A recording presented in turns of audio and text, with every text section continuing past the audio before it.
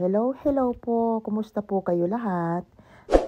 Na-miss niyo na po bang kumain ng sapin-sapin pero wala po kayong steamer or oven? Tara po, samahan niyo po ako at panoorin niyo po kung paano ko po ginawa ang napakasarap na sapin-sapin na ito na hindi ko ginamitan ng steamer or kahit na po oven. Tingnan niyo naman po.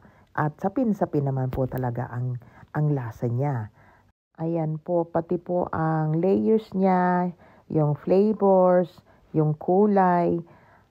At nako, ang sarap-sarap po talaga. Lasang sapin-sapin talaga. Hindi mo maiisip na mano-mano lang po itong ginawa. Samahan niyo po ako at panuorin po hanggang dulo. Salamat! Start po tayo sa glutinous rice flour. And sugar po, puro lang po ito mix-mix. And then, evaporated milk. Ayan. Nakalagay na rin po kung ilan po ang amount na gagamitin. Isang coconut milk po, isang can din. And condensed milk, isang can din po. So, ang lahat ng ito po ay hahaluin lang po natin hanggang sa maging smooth na wala ng mga lump na matitira. Kailangan po well-blended po ang lahat. Kaya maganda po yung i-mix natin ng maayos. Then, pag smooth na po siya, kuha lang po tayo ng 3 lagayan at hatiin po sa 3. Equally divided po para po pantay-pantay lang po yung ating pagkaka-layer-layer mamaya. Ayan po. Ilalagay ko po sa description box ang lahat po na kailangan natin na gamit.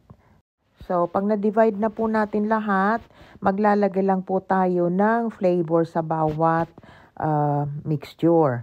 Meron po akong nilagay na pandan, yung kulay green, and then ubi extract po ang ginamit ko, and then yung kulay yellow po is jackfruit po siya, langka. Then, sa pan po, unahin natin itong kulay dilaw. Mix lang po na para tayong gumagawa ng kalamay. Na ayan, hanggang sa maging dough-like po siya. Pag ganito na po yung itsura niya, ready na po siya. Then, i-grease lang po natin yung ating lagayan. Pwede pong gumamit ng latik oil or butter. Then, i-arrange po natin ang ating first layer sa pan na gagamitin natin. I-flatten lang po siya. And then, i-set aside po at isusunod natin yung second layer. So, hindi na po ako naghugas ng kawali kasi malinis naman po siya. So, nasa sa inyo po, hugasan nyo or hindi. But ako hindi na po kasi parehas lang naman po at saka malinis naman po siya. So, heto na. Para din ulit tayong gumagawa ulit ng kalamay, na pandan kalamay. At ready na ulit ito.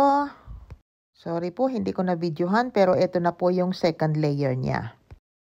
Ito po yung second layer. Ang nauna sa ilalim ay yung kulay dilaw and then kulay green na ngayon. Then yung last ay yung ube. So, the same procedure po para lang din lang ulit na gumagawa ng latik.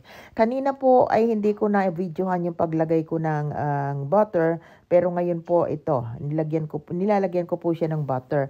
Mga 1 tablespoon po bawat mixture. So, pag ready na po ito po ang pinaka-last na layer na ina-assemble ko ulit ngayon sa ibabaw. Makita nyo po, ipa-flat lang po. Yan. Hanggang sa matapos na po lahat natin. Ayan. Tapos na po yung 3. Naka-ready na. So, heto na po. Isi-set aside lang natin hanggang sa lumamig siya. Una siya. Tinaob ko po. Then, yung kulay dilaw na yung nasa ibabaw nasa ilalim na po yung itong purple. Pero makita nyo po yung layer. Ayan, no? Nasa ilalim yung ube and then green and then yung kulay yellow. Ayan. Hahati-hatiin ko na lang po kasi ang merienda po ito namin, pero kayo po, depende po sa inyo kung ano po, kung ayaw nyo pong hiwa-hiwain. Then, tatapingans ko lang po siya ng latik. Ito pong latik na ito, naka-ready na po ito. Hindi na po ako gumawa ng bago. So, ayan. Di po ba, para po siyang hindi mano-mano, para po din siyang dumaan sa steamer. At pagkasarap naman po talaga. Hindi mo aakalain na in-exercise lang po natin yung braso.